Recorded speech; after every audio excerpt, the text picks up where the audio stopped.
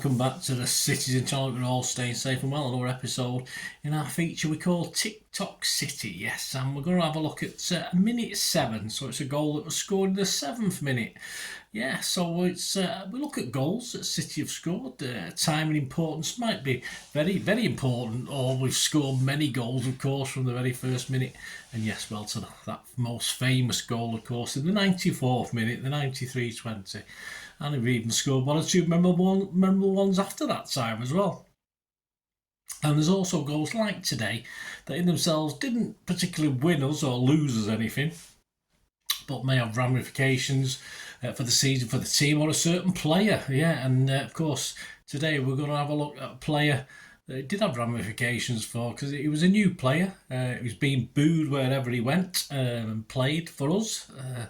Silly really, but that's how it is, and it's sort of a trait that continued with other players that have joined City since. But this was a chance, and he took a chance to further endear himself with the Blues fans anyway, after what was a sort of stuttering start to his City career.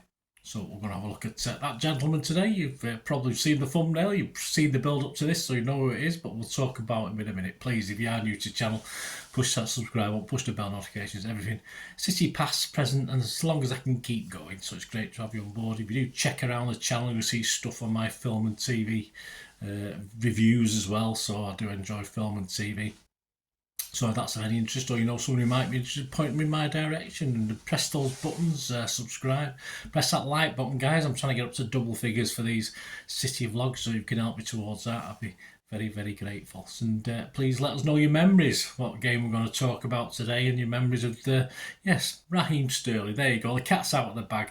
Let us know your memories. Of course, didn't leave on a high, let's be honest about it, but certainly contributed to many City glory days, that's for sure. So a 7-minute goal scored by Raheem Sterling in his 11th competitive City appearance in a game against Bournemouth, the Cherries, at the Etihad on the 17th of October 2015, a 5-1 victory. Sterling would go on to score his very first City hat-trick in the first half, all in the first half. 37 minutes, I think he got it in. So not too bad going, 37, 38 minutes. Build up to the game, well, it was Pellegrini's last season, of course. We'd made a good start in the league and sat top after 8 games with 18 points. Arsenal was second, a couple of points behind us. Sterling had already chipped in with a couple of goals, one in the league, one in the Capital One Cup, although his contribution was being questioned early doors, not necessarily by City, but a lot of people. But in his last game, yeah, the near £50 million, depending who you read and who you believe, Raheem Sterling had been embarrassingly hooked at half-time. Yes, this game took place after an international break, and we'd beat Newcastle 6-1, bottom of the table Newcastle at the time, at the Etihad. The game before this, and it was 1-1 when Sterling was hooked at half-time. Eddie Howe's Cherries were in their first season in the Premier League and were finding it a little bit tough, but managed a point a game and sat 15th out of 20. Away from the match, of course, was confirmation away from football that despite a campaign, the famous set of Coronation Street was to be demolished. I remember looking at the original set from the 60s before that was demolished as well. Stephen Fry announced he will step down from presenting QI, and Sandy Toksvig will be stepping up and taking his place. Star Wars Episode 7, The Force Awakens, was the highest grossing film of the year. And second to that was Jurassic World. I think they're redoing that one as I'm recording this in March 2024. Before the game, Boney was still trying to find his feet. He'd been with us for a few months. And of course, he came the previous season. And then not only was trying to find his feet, he was trying to find his scoring boots, of course. Aguero had no trouble at that sort of score. He just notched 5 against that game we've just talked about against Newcastle in the game previous. Otamendi was settling into Manchester life, and a Sylvain Distin was returning to the Etihad. Well, he was with Bournemouth in their starting 11 for this one. The match itself, it was an attendance of 54,502. The lineups for City of David Silva, Aguero and company all missed this game through injury, although not 100% company actually sat it out on the bench. So the lineup, City was Hart, Zabaleta, Mangala, Otamendi, Sagna, Fernandinho, Toure, Navas, De Bruyne, Sterling and Boney. Used subs were Fernando, Nasri and Iheanacho. Caballero, Company, Demichelis and Roberts were all unused. For Bournemouth, they had Federici, Daniels, Francis, Distin, Cook, Gosling, Surman, Smith, O'Kane, Ritchie and Murray. Their used subs McDonald, King and Pugh. Barney McGrew probably. And on their unused substitutes, you'd have to be old to remember what I'm talking about there. Their unused substitutes, Bennett, Cargill, Kermigan and Tomlin. The goal, yes, the very important goal. Not a lot have happened. Actually, Bournemouth started quite well. But the goal, as we know, it's the title of this edition, happened in minute 7. The Guardian said about the goal, Sterling's opener came when Fernandinho swept a diagonal ball onto Pablo Zabaletta's head. He nodded the ball back into the danger area. Boney stuck a foot in and Sterling, hanging near Adam Federici's right post, slotted the finish. Sky Sports said Sterling's first goal came on 7 minutes when a Pablo Zabaleta header across the 6-yard box was poked into his path by Boney and he made no mistake from close range. ITV Sports, City scored from their first serious attack as Fernandinho's crossfield ball was headed back by Zabaleta and helped in the direction of Sterling by Boney. There were suspicions of offside, they went on to say, but Sterling swooped to tuck home from 3 yards. Yes, and King of the Kipats mentioned that offside. How is it for you, Colin? With Andy Longshaw said, a lofty ball into the area saw a great header from Zabaleta to keep the ball in play. It was.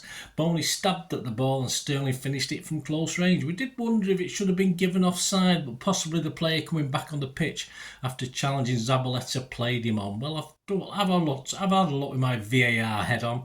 I've had a look at the replay and it's a bit tight. I have no idea, but it counted, so it didn't matter. It was a 7th-minute goal. Raheem Sterling was delighted. We were all delighted. What happened next? Well, these comments are taken mainly from the Guardian timeline. On 11 minutes, it was 2-0. Pellegrini's team doubled the lead. This was an untidy affair for Eddie Howe's side. Bakary Sagna, operating at left back due to Alexander Kolorov's hamstring injury, pinged over a cross. Federici, the keeper, fatally split this and Boney was ruthless. It was 2-1 though on 22 minutes. Glenn Murray was a lone forward in Howe's 4-5-1 formation. Probably 10-1 actually, or 9-1. He had seen close to nothing of the ball, yet when possession came to him, he ran at Elikim Mangala and defender stood too far away and he fired in a 25-yard shot past Joe Hart. So that was 2-1, but it wasn't long. 29 minutes, it's 3-1. The game's 4th goal arrived, this time all from Sterling, who was supreme. Kevin De Bruyne placed a lovely pass into the England man, who proceeded to skate past Steve Cook and Sylvain Distin before shooting beyond Federici. 48 minutes into the 3rd minute of injury time of the 2 minutes allowed, so we got away with a few seconds here. It was 4-1. Sterling's first half parade was about to be completed. Referee Mike Dean was in his look at his watch territory with half-time approaching when Hart hoofed the ball downfield. As Federici hesitated, Navas received the ball and after creating space took aim. The rebound came off Federici to Sterling.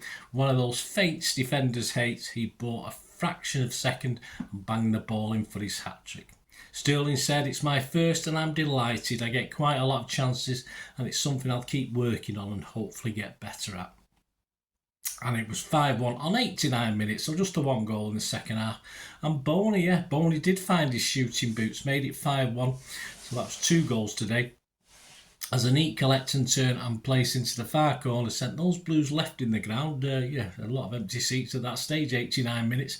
A lot left the ground home happier, me included. The aftermath, yes, Raheem had become the 11th player under the age of 21 to net a hat-trick in the Premier League era. He would score 5 hat-tricks in his City career. And the booing, well, didn't ever really stop, did it? Quite pathetic. The win kept City top, 2 points clear of Arsenal, with a plus 16 goal difference to Arsenal's plus 9. Bournemouth dropped to 17th, 1 place above the relegation zone. Of course, they would eventually survive and finish 16th. But long term, as far as City, a League Cup was our only reward in Pella's last hurrah. A 4th spot gave new manager Pep a chance at the Champions League for the next season, as we feebly went out in the semi-final to Real Madrid this season. And Pella's had played weakened 11 as we went out of the FA Cup at Stamford Bridge 5-1 in the 5th round. So there you go, guys. Let me know any memories you've got of that day, or I think it was sunny from memory now, looking back at the replay of it. So it wasn't too bad for October. But let me know any memories you've got of that. And thanks for joining me for this Tik Tok City. Of course, at the minute 7, Raheem Sterling in a 5-1 rout of the Cherries. Let me know any memories. Great to hear from you. Till we meet again, that's one thing, don't I? Please stay safe, Blues. Come on, City. Bye for now.